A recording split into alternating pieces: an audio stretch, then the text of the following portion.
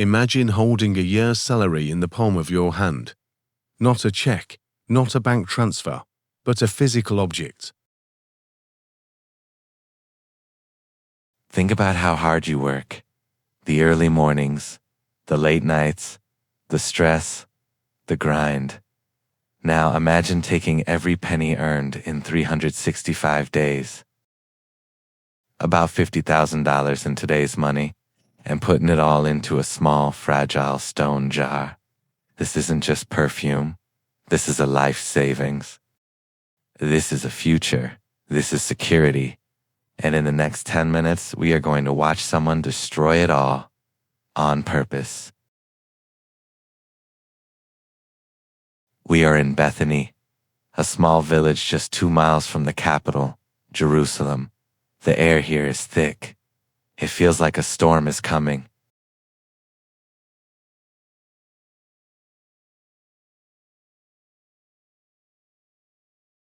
Inside, there is a dinner party. But look at the guest of honor. That's Lazarus. Why is he staring at the bread like it's a miracle? Because a few weeks ago, Lazarus was dead, cold, buried, wrapped in cloth. And now, he's eating, breathing, and laughing. And sitting right next to the man who is dead is the man who brought him back, Jesus. The room is celebrating the past, but one person is worried about the future.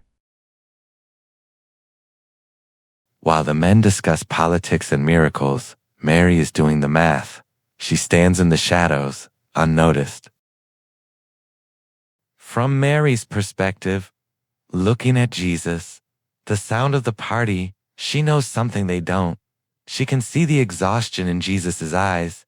She senses that the shadow of death hasn't left this house. It's just moved to him. She makes a choice. This jar is filled with nardha, an exotic import from the Himalayas. It's her dowry, her safety net. Most people give from their surplus. Mary is about to give her substance. She steps out of the dark, and she isn't planning to just open the jar. She's planning to break it. Mary's hands gripping the neck of the alabaster flask. Knuckles are white with tension. In the ancient world, you would carefully uncork a jar like this. You would pour out a few drops for a guest. Just a few drops. That was considered generous. But Mary doesn't do that.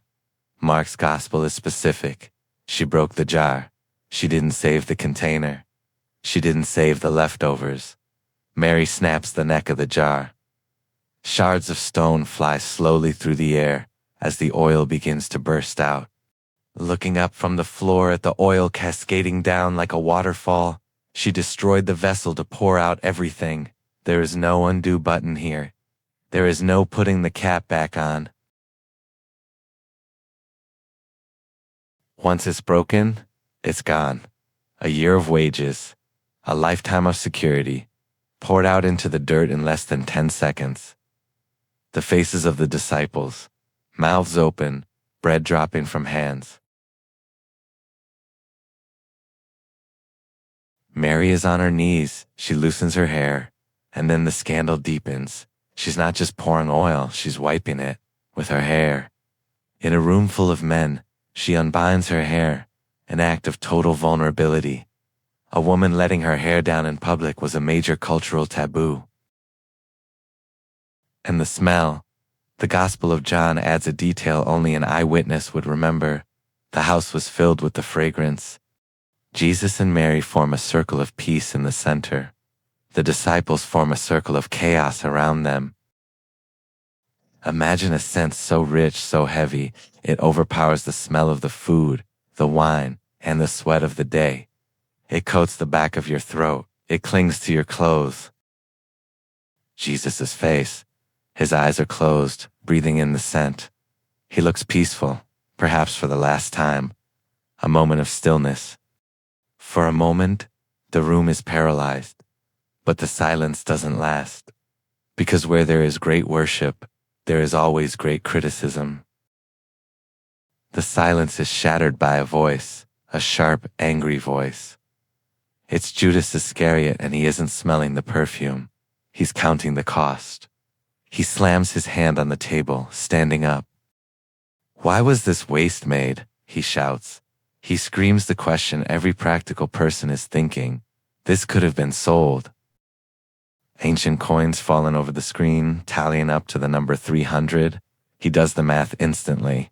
Sold for 300 denarii and given to the poor? It sounds noble, doesn't it? It sounds like good stewardship. The other disciples start nodding. They agree. Why waste $50,000 on a moment? Think of how many hungry people that could feed. The logic is sound, but the heart is blind. The walls feel like they are closing in on Mary. The sound of murmuring grows louder, turning into a roar of disapproval.